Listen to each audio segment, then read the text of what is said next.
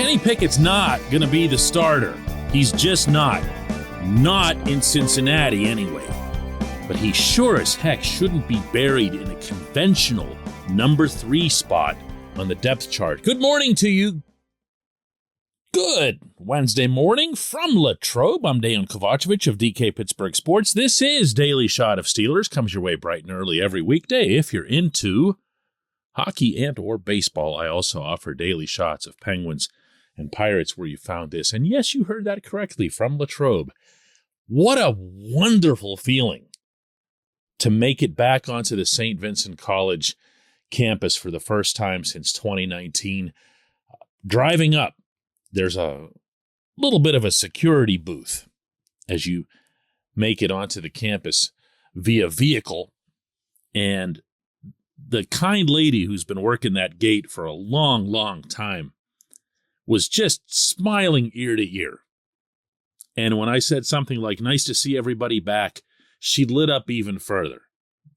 She said, "This is what we're here for. This now feels like things are back to normal." And from there was a lot of talking to players who were all on their way into the dorms. There was the conditioning test. But the real work gets going today. There's a practice that begins at 1:55 p.m. It'll be the first practice of camp, and it will be the first set of drills aimed at determining who will be this team's quarterback, who will be this team's backup quarterback, and of course, who will be this team's number 3 quarterback.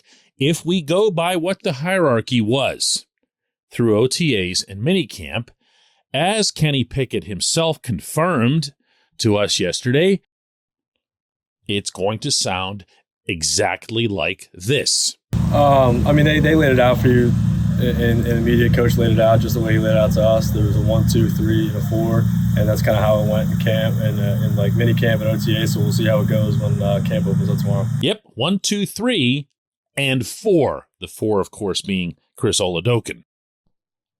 But you also heard Kenny say there, "We'll see." Did you catch that? He was referring to today's practice. He was referring to the drills that'll be shown this week. And to that end, here's what Mike Tomlin had to say about what to expect. I'm not overly concerned about it. I think about every year we've been here, we've carried 4 guys into camp, and there have been some rep management things to address from that perspective. We got 4 quarterbacks. We generally run in 3 groups, and so there's some things to manage from a rep standpoint.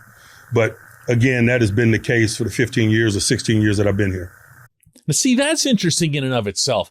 Tomlin is standing there at this podium in the Fred Rogers Center, and he's playing coy, even though he knows that everyone, including, I should mention, the public, will be able to watch this practice today, will be able to watch all the other practices that are conducted here at Chuck Noll Field and see for themselves. But he's playing coy with it. Why is that? No, really, why is that? This portion of Daily Shot of Steelers is brought to you by Point Park University. Choose from nearly 100 career-focused programs leading to bachelor's, master's, and doctoral degrees. Choose when and how you'd prefer to do that studying, whether it's at Point Park's gorgeous downtown Pittsburgh campus, whether it's online, maybe a flexible hybrid format would work best for you. Find out more about all of this at pointpark.edu. Look, I don't mean to make something out of nothing, but I'm not going to underplay the quarterback situation.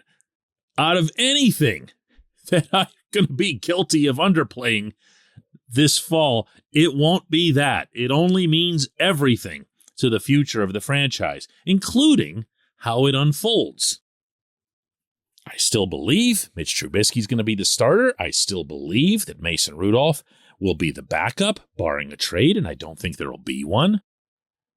At least not as much as I once did based on some stuff I heard yesterday.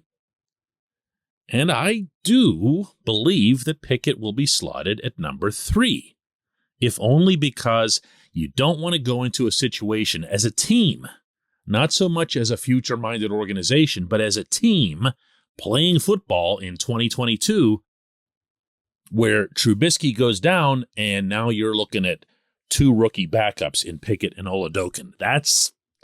This coach isn't so far removed from 2019 to remember what that feels like.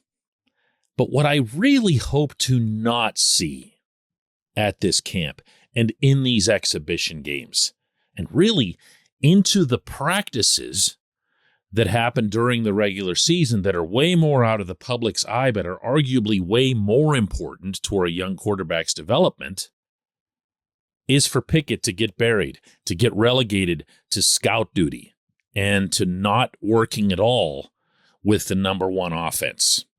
Do you follow what I'm saying here?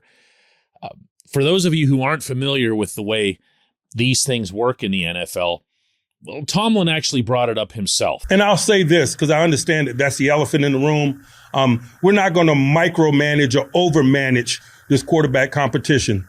The depth chart will not rest on every throw. I know that you guys will want to ask me every day and every throw, but we're going to be a little bit more steady than that. I think it's important from a leadership perspective to not overmanage it, to not be too impulsive. And so that's what I've relayed to those guys, and our actions will continue to display that mindset. See, he's acknowledging that there's going to have to be a different way that they manage their reps. Now, what he's comparing that to is the way they assigned reps under Ben Roethlisberger, and that was different. Ben was the obvious number one in every setting. There usually was an obvious number two, and there never was a situation where your number three was told, as Pickett's been, that he has a chance to start out of camp.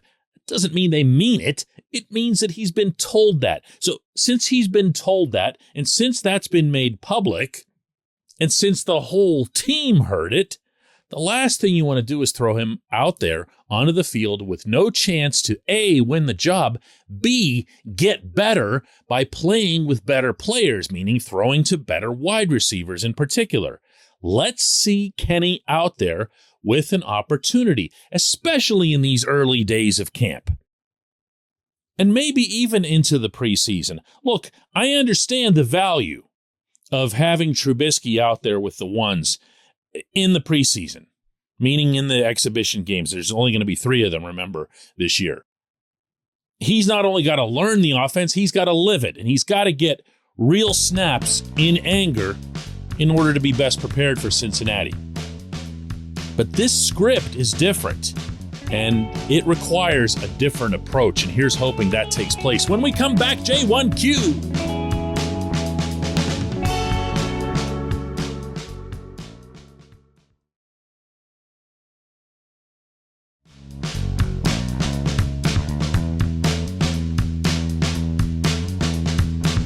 This portion of Daily Shot of Steelers is brought to you by our friends at Mike's Beer Bar.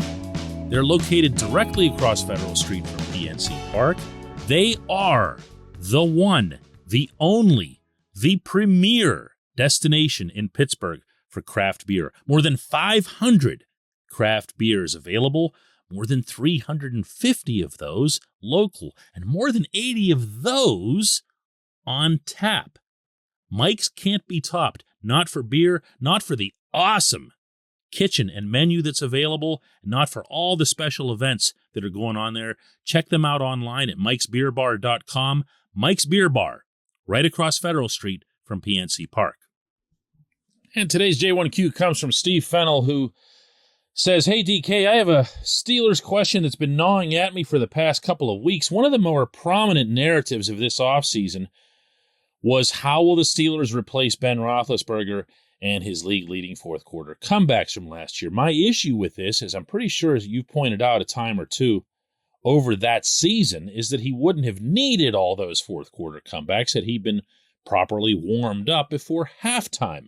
My question is, do you think with even average QB play and the defense not allowing 200-plus rushing yards a game, will the fourth-quarter comebacks become irrelevant this season?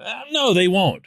They won't. They never are in the NFL. Even for really good teams and really effective, productive offenses, you're going to need to be counted on to take the football up the field with 2, 3, 4 minutes left in the fourth quarter a handful of times every season. Now, if you go back over Trubisky's time in Chicago, you'll see that he's got a pretty decent history of doing that himself. Now, he's not Ben, to say the least, and I don't mean to compare them, just pointing out that he's been able to pull it off a time or two.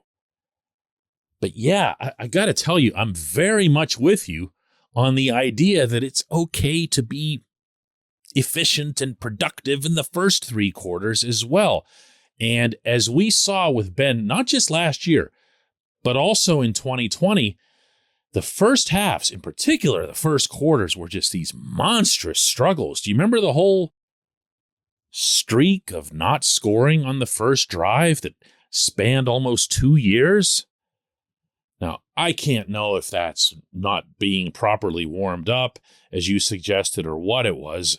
I'd like to think that some of that, at least some of that, goes on to the offensive coordinator, because you do script your first X number of plays in the National Football League, or really at any level of football. But yeah, that's one variable, becoming a more consistent, more rhythmic offense. For that to happen, you're going to need not only better quarterback play, but better play out of everybody, and, to bring him up again, more imagination from Matt Canada. But I'm also really glad that you brought up the 200-yard thing, even if you were just kind of joking around, meaning getting gashed the way the Steelers did in Minneapolis by Dalvin Cook and the Vikings. If those guys aren't staying on the field, meaning the opponents, you're going to have more opportunities with the football. Now, you got to make something happen with those two, and what would happen way too often in such settings in 2021 was when the defense was effective and the Steelers would come right back onto the field for offense, they'd go 3 and out, and you would just see a punting competition. And as I use that term, you can actually envision probably half the games on their schedule last year, because that's what they looked like. It was a punting competition for a half, even into the third quarter. Look, I don't mean to make this all about quarterback, even though this episode's certainly been that. As you pointed out, the gashing has to stop. The defensive front has to be a lot stronger. And we'll see how that goes with Larry Ogunjobi telling us here yesterday that, he might be slowed down a little bit, with Tyson Alualu showing up on the PUP list because of a knee issue. But there's a lot of other variables that have to improve for the Steelers to become consistent offensively. Quarterback's the most important, but it's only one of them. I appreciate the question. I appreciate everyone listening to Daily Shot of Steelers. I'll be right back out on the grass at Chuck Knoll Field, covering an honest gosh football practice today. Let's do another one of these tomorrow, my friends.